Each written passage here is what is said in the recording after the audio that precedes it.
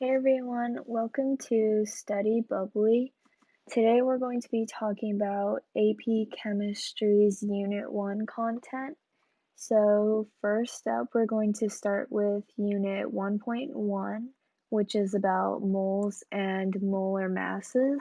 Basically, a mole is a measure of quantity or how many particles of something there are. And it can be any quantity of particles. So, for example, like 12 grams of carbon 12, this would be like the same amount of Avogadro's number, which is 6.02 times 10 to the 23rd particles. So 1 mole of carbon 12 would be the same as 6.02 times 10 to the 23rd particles of carbon 12.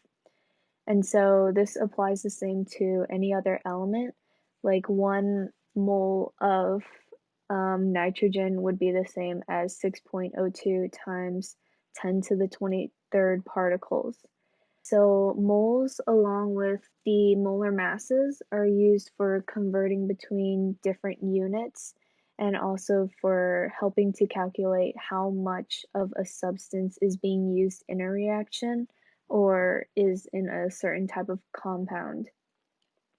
So the unit of a mole is used to help count the number of atoms in a certain amount of an element or compound.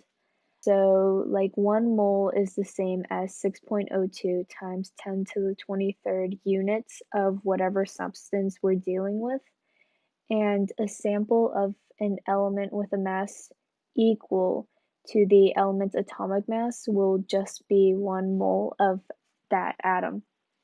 And so an example would be carbon's atomic mass is 12.01 grams, which is pretty close to 12 grams. So that would basically be 1 mole of carbon. The molar mass is basically the total mass of each part of a compound based on their amount of moles. And to find the molar mass of a compound, you want to add the atomic mass of each atom and multiply it by its moles. So an example of that would be like 2H2O. We know that H has an atomic mass of about 1 gram and O has an atomic mass of 16 grams per mole. Since there's 2 hydrogens, we would add 1 plus 1 basically, and we would get 2. And then we would add that onto the 16, and we would have 18 grams per mole roughly. And since there's 2 moles from earlier 2H2O, there's 2 moles. We multiply 18 by 2 and we end up with 36.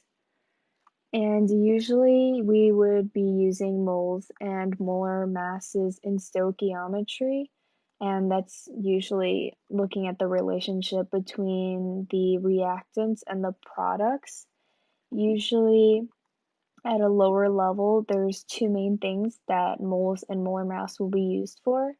First is calculating the number of moles in however many grams of an element, which can be done by using the equation x grams of whatever you have times 1 mole of that element and divide that all by the atomic mass of the element.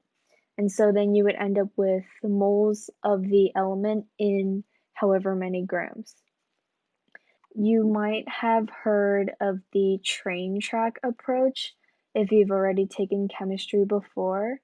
And this approach is like towards moles or like atoms conversions in chemical reactions. And this can be really helpful for keeping your conversion straight, especially if you easily get lost for the units. So that's really helpful if you do find that you need to use it. The second is calculating the number of atoms in however many moles of an element. And this is done with the equation x moles times 6.02 times 10 to the 23rd atoms of an element and dividing that by 1 mole of that element. And so if you do some like basic math and you cross out the units, you would get atoms of an element in however many moles. And the same thing again, you can use the train track approach if that's helpful for you. If there's nothing to add on, we'll move on to 1.2. I don't have anything to add on. Yeah, me either. Alright, so 1.2 is on mass spectroscopy, and mass spectrometers are instruments that provide like the most accurate method for measuring and comparing the masses of different atoms, and the process of measuring these masses with the spectrometer is called mass spectroscopy. And there are 4 processes like in mass spectroscopy. There's ionization, acceleration, deflection, and detection. Ionization involves atoms and molecules being passed through a concentrated beam of high-speed electrons. The electrons in the beam will run into the electrons of the atoms and molecules, so they are taken off and will form ions. And usually +1 ions are formed, but occasionally the high-speed electrons will knock 2 electrons off of the atoms or molecules, so +2 ions will form. Acceleration involves the newly formed ions being sped up by a series of negatively charged plates, as the negative charges on the plates will pull the positively charged ions forward, and the ions will form a narrow beam of high-speed particles, and they'll all have the same kinetic energy. Deflection involves a magnetic field pushing those high-speed ions towards the inner negative side of the field, and the field causes the ions to bend their paths as they move past it, and the bend, like how much the ions bend, determines the mass of the ions, and ions with more mass will be moved less than ions with less mass. Detection involves the moved ions colliding with a metal plate at the end of the mass spectrometer, and a computer will record the general location in which the ions hit the plate, and it'll create a chart comparing those positions in order to give the relative mass of the ions. And that whole process contributes to the finding of the atomic masses of elements, and atomic masses are an average of all the isotopes' masses and their percent abundance.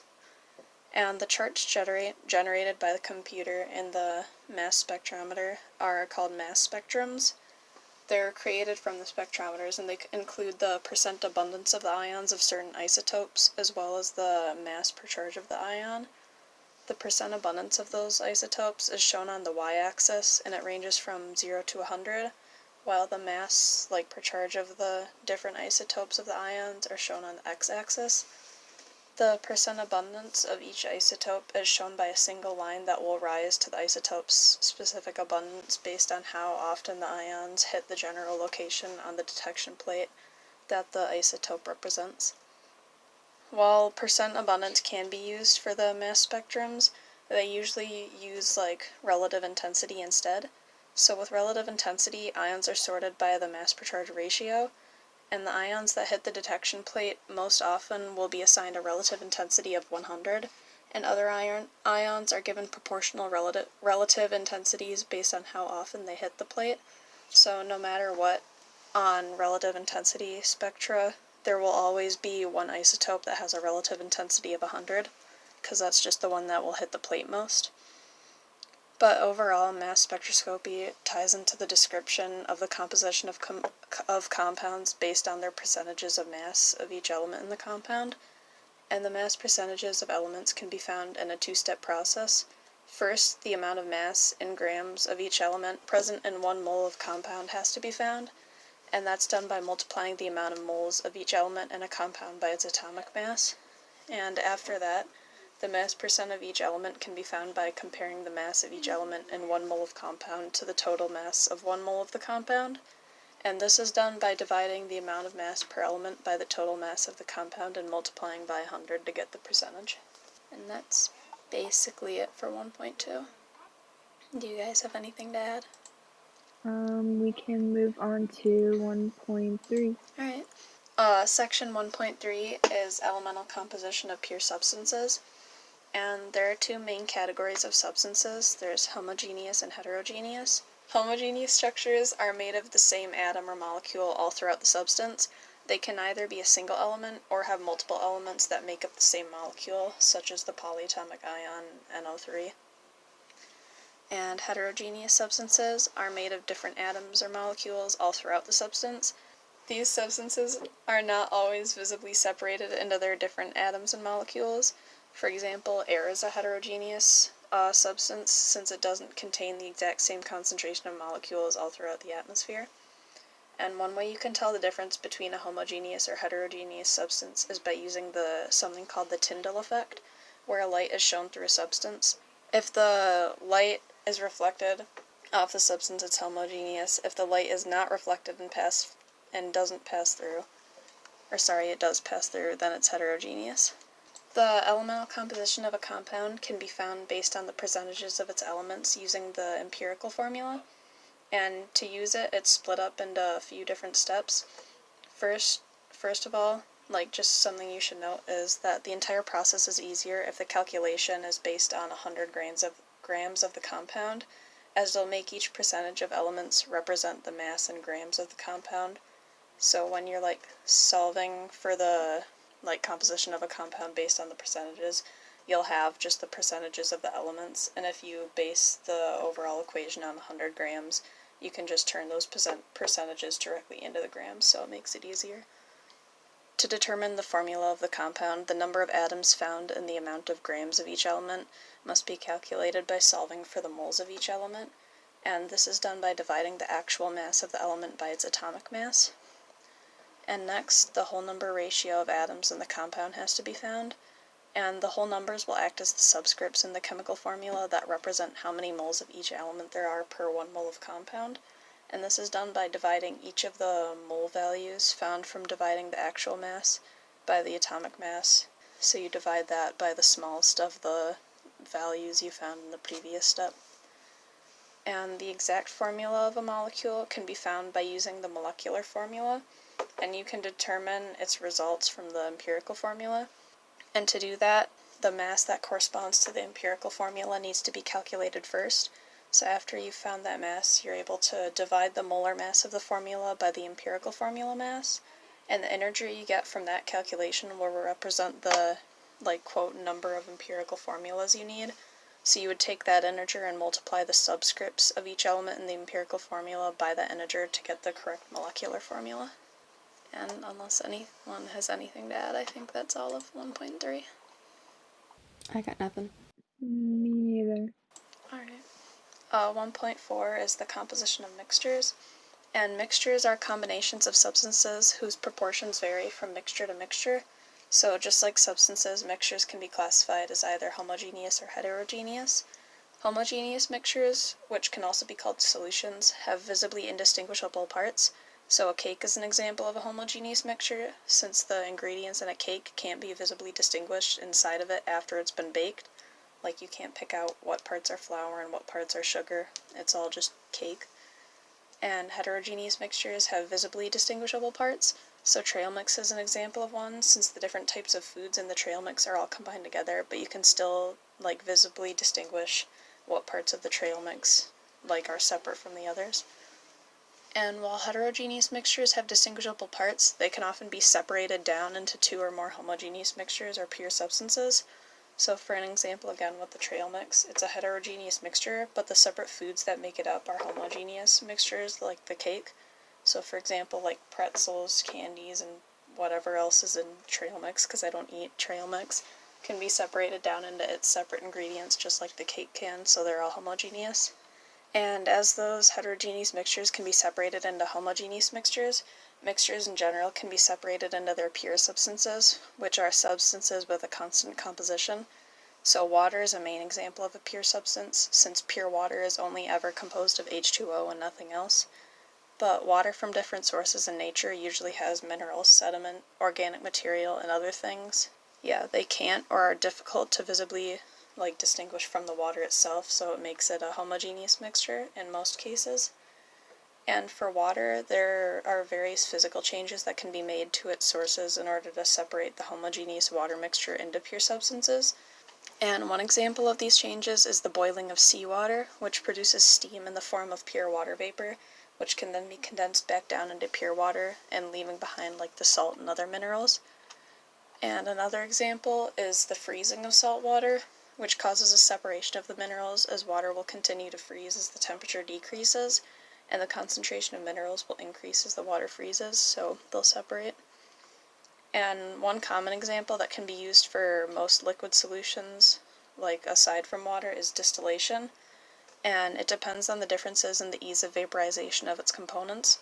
So in simple distillation, a liquid mixture is heated using a burner under a distilling flask, and the component that vaporizes the easiest will vaporize at a lower temperature and be passed up the flask and into a cooled tube called a condenser.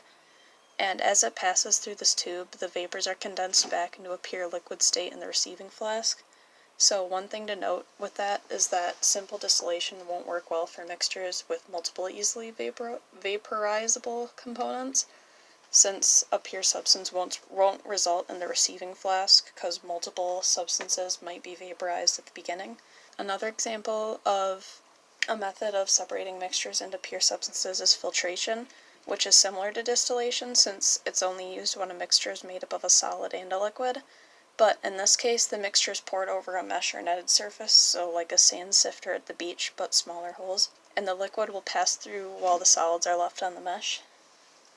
And one final method of separation is called chromatography, which uses two phases or states of matter. The first is a mobile phase, which is like a liquid or gas, and the other is a stationary phase, which acts as a solid. And the two are separated due to the components of the mixture having different affinities for the two phases, so they move through the chromatographic system at different rates. And a component with high affinity for the mobile phase moves quickly through that system, and the opponent with high affinity for the stationary phase will move more slowly. And a common type of chromatography you've probably heard of or at least used or something before is paper chromatography, which uses a strip of porous paper for the stationary phase, and a drop of mixture is placed on the paper, and the paper gets dipped into a liquid, which acts as the mobile phase that will travel up the paper to separate it. Pure substances themselves can either be compounds or single elements. Compounds are substances with a constant composition that can be broken down into separate elements through different chemical processes, and water is one example, and it can be separated through the electrolysis of water. I don't know if I said that right, but close enough. And single elements are just the atoms themselves. Compounds can be broken down into their elements via chemical changes, which are changes where a given substance becomes a new substance or substances with different properties and compositions. And I think that's it for 1.4. So 1.5, atomic structure and electron configuration. So basically the atom is made up of a positively charged nucleus and some number of negatively charged electrons. And the electrons are located within the atom through 4 different identifying numbers. First is energy level, and then orbital shape, and then orientation of the orbital, and then the spin quantum number. So the energy level, this number can range from 0 all the way to positive infinity, and it represents the energy level of which the electron is in. So if you had an energy level of 1, it means that it's the closest to the nucleus. And then when you go all the way to infinity, you're getting further and further from the nucleus.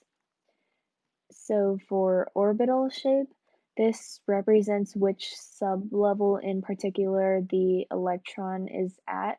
This ranges all from 0 all the way to basically n minus 1. So if you had an energy level of 1, the sublevel would be like the s orbital, or it could also be represented with a cursive L. So it would be L equals 0. And then if you had an energy level of 2, you would be at the s orbital and the p orbital, which would be L equals 0, or also L equals 1, and then so on. It just keeps on increasing. And so these sublevels that I just mentioned basically define the shape of the orbital. And so when you're at L equals 0, you have a spherical shape.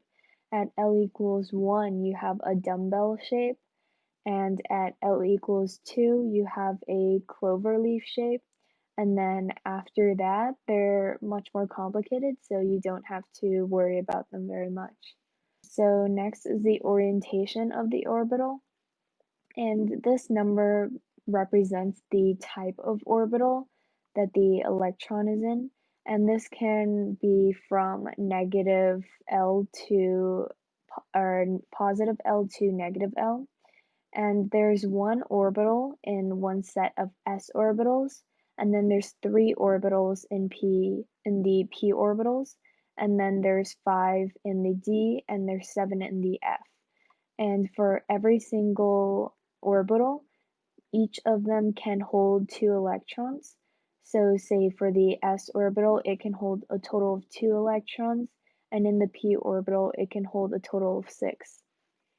And the spin quantum number, since electrons contain a negative charge, they're constantly repelling each other. So in order for them to be in the same space, they're always spinning opposite directions. And so this is usually represented with a plus 1/2 or a minus 1/2. When drawing the energy levels on a table, you'll have to follow 3 different rules. The first one is the Pauli exclusion principle, and this basically states that every orbital can hold a maximum of 2 electrons that are spinning in opposite directions. Next is the Aufbau principle, and that's basically stating that each electron that's being added will have to go to the lowest energy orbital and fills from there and then goes higher and higher. The third one is the Hund's rule, and basically it states that every orbital in a subshell has one single electron, and when all of them have one electron, you then fill it with the opposite spin electron when you have more. So when we are going from left to right to figure out the number of electrons that are in an orbital, we can take an example like neon. It's all the way at the end of the 2p sublevel on the periodic table, and its valence electron would be in the 2p sublevel. And then we have 6 electrons. And since we're moving from the lowest energy level to the highest energy level, based on the Aufbau principle, we would consider the 4s sublevel before we start filling the 3d sublevel. Another way for understanding the distribution of electrons is in the form with the n and then L and then exponent, so number of electrons. And so n represents the energy level and L is once again the sublevel of the electron. And so if we were to take an example like hydrogen, it's the very first element and it fills the very first sublevel in the s orbital and it's in the very first period. So it would be represented as 1s and it looks like it's to the first power, but it's just pronounced as 1s1. If we were to take like helium, which comes right after, it would fill the rest of the s orbital, so it would be represented as 1s2, and then it would become the second period, so it would be 2s1 and then 2s2, and then you would start filling the other orbitals. So we can also use shortcuts when writing the electron configuration. We can use the noble gases since they don't change since they're non-reactive. If we were to take an example like barium, we can use xenon, which is the noble gas that comes right before it. So we use xenon in square brackets, and then we just continue as we usually would, so we would just write 4s2. And so everything, all of those electron configurations before 4s2 are all represented with square brackets xenon. Yeah, if there's nothing else to add. we'll go on to 1.6. I don't have anything to add. I got nothing. On to 1.6, photoelectron spectroscopy. So, there isn't a lot to photoelectron spectroscopy, but basically, the main thing you need to know is about a graph. So this graph depicts basically how much energy it takes to remove electrons from the nucleus. So along the y-axis, you have the number of electrons that were removed, and that took that much energy. Along the x-axis, you have how much energy it took. Sometimes the x-axis is flipped around, so you have like 0.1, as you can see on this graph, on the left, and 1,000 on the right. So you do actually have to look specifically at it, because they do flip it, and it's annoying. You can actually tell what element this is using one of the graphs, because the electrons are actually grouped in what orbital they're in and what subshell. So the further away the subshell and orbital is from the nucleus, the less energy it takes to remove it, because the nucleus can't pull on it as hard, as you learned from Coulomb's law. So the closer it is, the more energy it takes. So the ones closest to the 1,000 on this are the 1s orbital, and the ones furthest away are in this case, the 3s orbital. You just count the number of electrons, and that is your graph. So 1.7 is periodic trends. And so we already kind of know that the periodic table was ordered by the atomic number, but the periodic table is actually ordered by a bunch of different patterns that appear when you look at the periodic table. So the very first one is the atomic radius, and so that's basically the size of all the neutral atoms. And so the more electrons that an atom has, the smaller the atomic radius gets. And so, as you can see in the diagram, when you go from top to bottom, the atomic radius is increasing in size, and then if you're going from the right to the left, it also increases. So the very smallest would be in the top right, because it has the most amount of electrons and it's at the very, very top. Next is ionization energy. And so that's basically the amount of energy or effort that's required to move one electron from its valence shell. And so noble gases have the hardest electrons to pull away from their valence orbits. And so that's a big reason why they're not reactive. The ionization energy increases when you're going from the left to right of the table, and it's also increasing when you're going from the bottom to the top, which is the same as decreasing from top to bottom, if that makes it easier.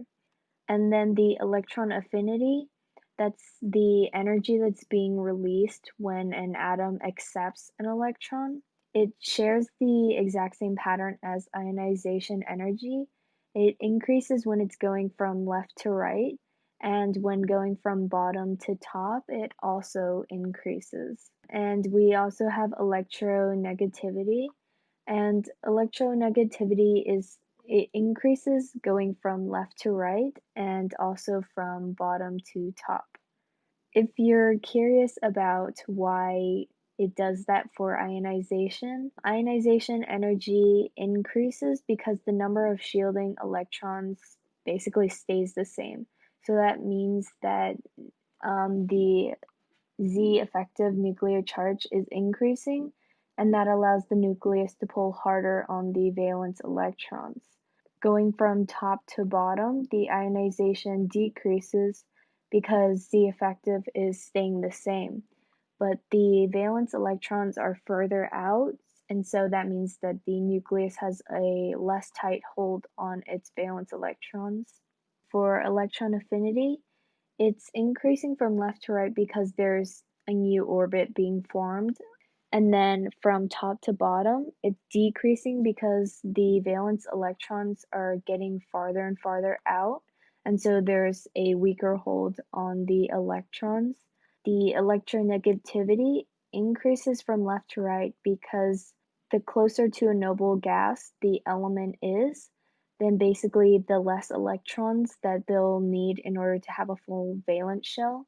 This makes the ones that are really close, like the halogens, really want to take in more and more electrons. And from bottom to top, electronegativity is increasing because the valence electrons are farther out, and that means that the nucleus can't grab any new electrons as easily. 1.8 is valence electrons and ionic compounds. So, valence electrons are basically just the electrons that are they are the furthest away from the nucleus. They are in the outer shell. There's usually 8 of them, and they're the ones that move around when you do bonding. So, ionic compounds, which are compounds formed between a metal and a nonmetal, are compounds formed by, instead of sharing electrons, they trade electrons. More like give away and take, but trade.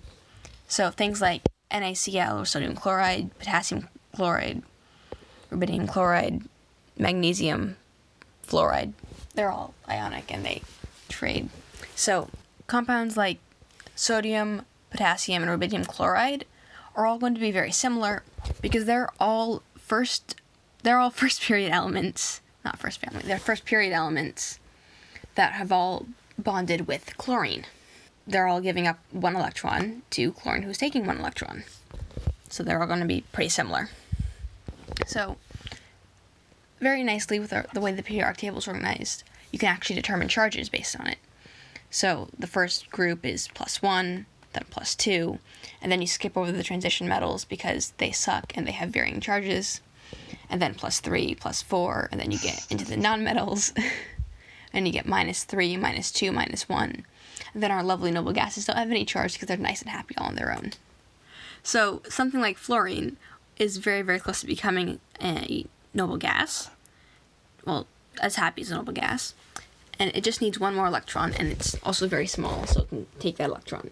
So as previously mentioned, the electronegativity trend is the higher up you go, the more electronegative you are, and the more left to right you go, the more electronegative you are. So something like fluorine, which is at the very edge of that, is very electronegative.